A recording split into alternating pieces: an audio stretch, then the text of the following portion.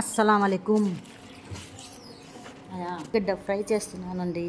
చూడండి, మా ఇంట్లో ఉల్లగడ్డ కట్ చేసుకున్నాను, కొద్దిగా ఉప్పు వేసి ఉడకబెట్టుకున్నాను, పక్కన పెట్టుకున్నాను తీసి.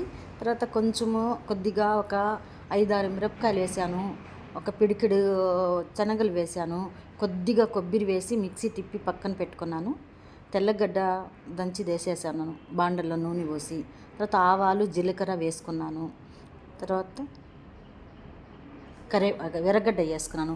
అది కూడా బాగా ఎర్రంగా అయ్యేదాకా రెడ్గా వాడుచుకున్నాను. బాగా వాడుచుకున్న తర్వాత కొంచెం పసుపుడి, కరివేపాకు వేసేసి అది కూడా వాడుచుకుంటాను.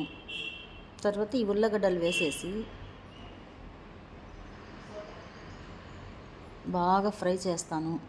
ఫ్రై చేసిన తర్వాత బాగా కొంచెం ఒక 5 నిమిషాలు ఫ్రై చేసుకోవాలి. అలాగే ఫ్రై చేసుకున్న తర్వాత పొడి వేసుకున్నామంటే టేస్ట్ బాగుంటుంది. పొడి వేసుకున్నామా, దించుకున్నామా. ఇది రైస్లోకి కానివ్వండి, చపాతీలోకి కూడా బాగుంటుందండి. కొబ్బరి పుట్నాలు 2 వేసి పొడి చేసాం కదా, బాగుంటుంది రైస్లోకి, లేదా చపాతీలోకి కూడా.